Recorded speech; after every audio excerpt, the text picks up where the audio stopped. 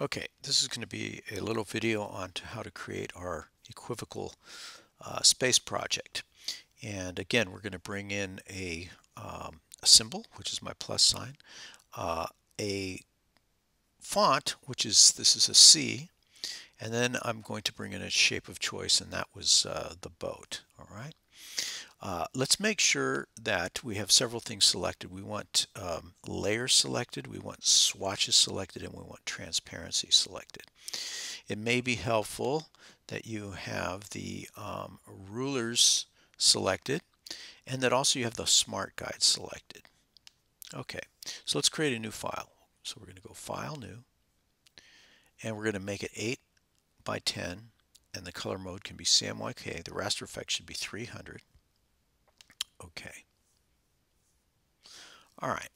So I think the first thing that kind of makes sense is to do the type font. So you're going to go to type and then go to font, and it'll give you a selection. I know from experience that Arial Black gives me a nice simple sans serif font or typeface. And then I want to go to size, and I want it to be as large as I can.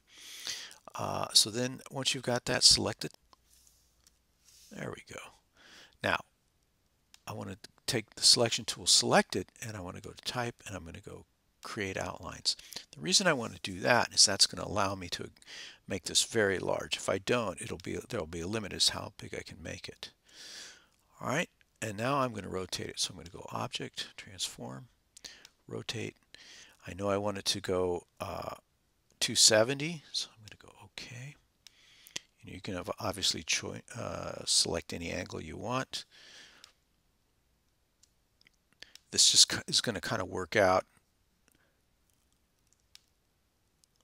So I have to think about, I want to leave negative space. I don't want to make it so big that it's going to cover everything else. But again, it's open form composition, so I want it coming off the page. The other thing I want to do is change the transparency, and I want to bring it down to, 70%, something like that, just so I can see through it. All right, now let's create a new layer, and we're going to bring in one of the other shapes. So I'm going to go File, Place, and I'm going to bring in the plus sign, and I had downloaded it as a PNG file. Doesn't matter. It comes in really small. I'm going to expand it a little bit. I want to image trace it, and then go to the image trace panel and go to advanced and then ignore white, and that takes the background out of it. Okay.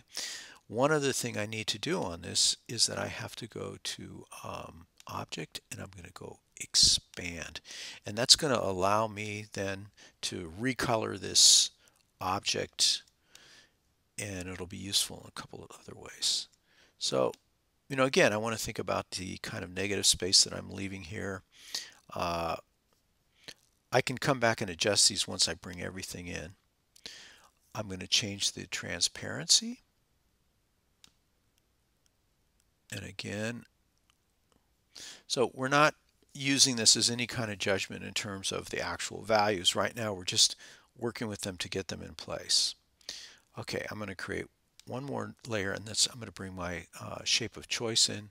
So I'm going to go File, Place, and there's the boat, which is a PNG.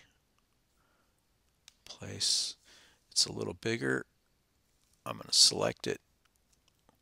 And again, thinking of an open form composition, how much do I want coming off the page? Maybe something like that is nice. The boat's coming off the page in three areas, but there's still enough information to let me know it's a boat. And again, I want to kind of think about my distribution of negative space. Maybe move this over, and I also want to think about the areas of overlap. There's three of these shapes overlapping. This could be a little bit complex, but I think it'll be okay. I'm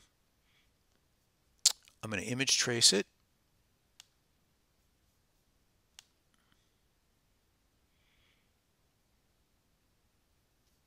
And I want to make sure that I get rid of the background.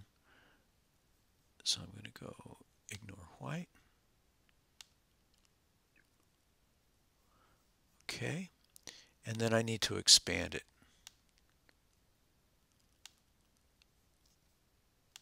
And then the last thing I need to do is change its transparency.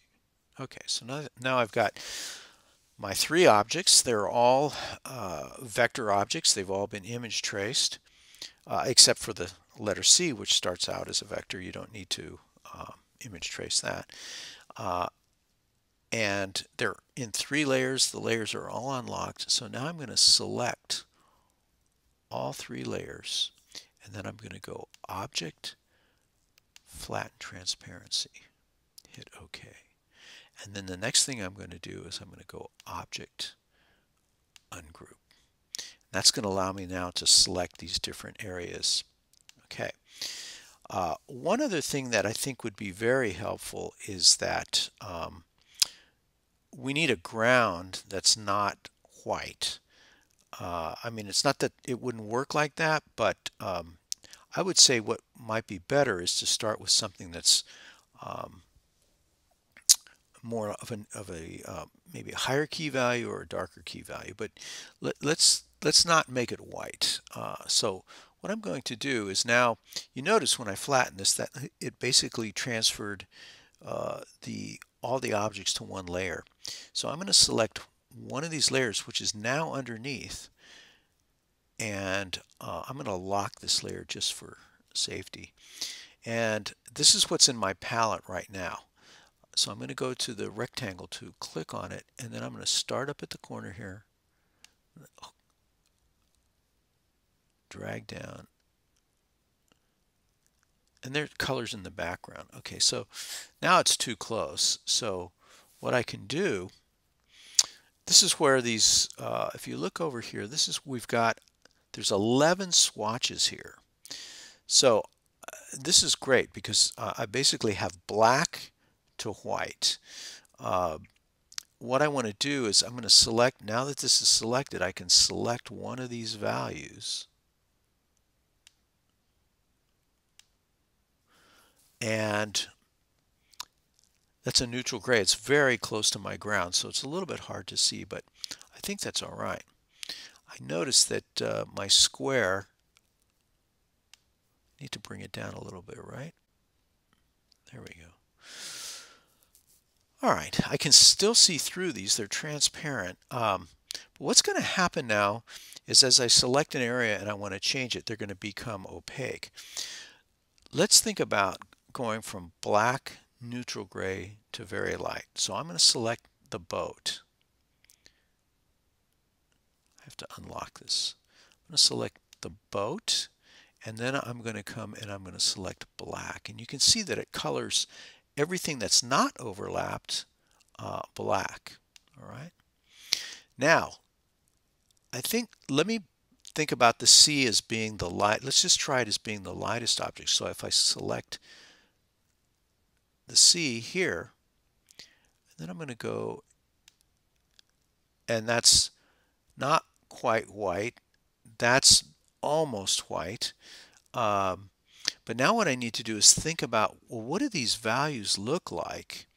If I think about what is the value between this 50% gray, so if I click on this, it looks like it's this one right here. See, it was this one. Okay, so if I look at, I know that my C was this value up here. If I pick one of them right in between, that's about it. Now, the problem is that makes my ground is too dark. So let me see if I can either lighten up the ground. That helps. Now I can see these values. That means this needs to be lighter because the C's coming over it. So maybe I want to make this a little darker. So you can see it's just a matter of going back and forth. Now I need to think about, what would this value right here look like? What would this look like where the C overlaps the boat? It should be a little bit lighter, right? So maybe it's going to be something like that. Now notice it's not exactly the same value as this. Maybe I want to make it a little darker. So I can keep going back and forth and adjusting these. I want to think about all these areas that overlap. So this value and this value would be the same. The C is white. I think this one right here needs to be, this little area in here needs to be lightened up, right? Because look at this. Let's just bring this up a little bit. It's too much.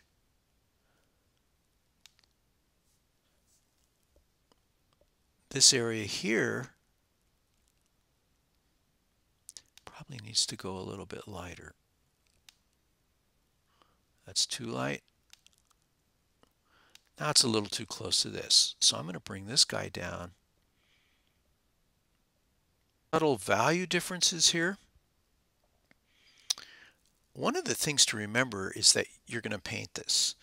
And think about your study here as a guide. It's not something that has to be matched exactly.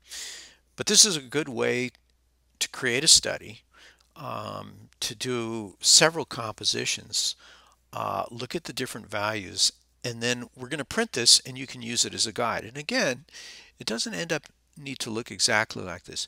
You should end up with about 8 or 9 different values. One should be black, and one should be almost white, and then there should be a variety of neutrals in between. You're going to need a ground value, and again, I would suggest not using white. White is going to stand out too much, so let's just do this. Okay, so let's say we want to save this and put it in your journal. We need to do a couple of things. One is we need to basically create a clipping mask and crop this whole design. Let's go back to the rectangle tool, and what we're going to do is we're going to select, this will be on top, and then if you remember how to make the clipping mask, go to the selection tool, and we're going to select the entire composition including our clipping mask, and we're going to go Object, Clipping Mask, Make. There it is. So I would save this as an Illustrator file, and then I'm going to export as a JPEG.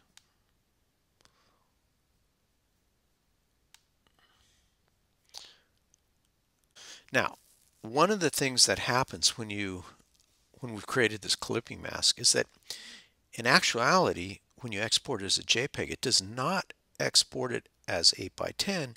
It exports it as the largest from all the remaining paths. So one extra step we have to do is we have to go into Photoshop. We're going to go File, Open, and you can see exactly what I'm talking about. Now, what we could do is we could set the crop dimensions, and we could just go 8 by 10, and 150 is fine. And then proportionally, when we bring this down, it'll crop it exactly to 8 by 10. See, I missed it a little bit here. I'm going to recrop this just a little bit. Might as well. Doesn't matter if we crop it a little bit small. There it is. So now we're going to save that. And that has now saved it as your JPEG. If you wanted to print this, you could print it at CalCopy. You could print it just about anywhere. You might want to save it as a PDF, Photoshop PDF. And then you could take that to the printer.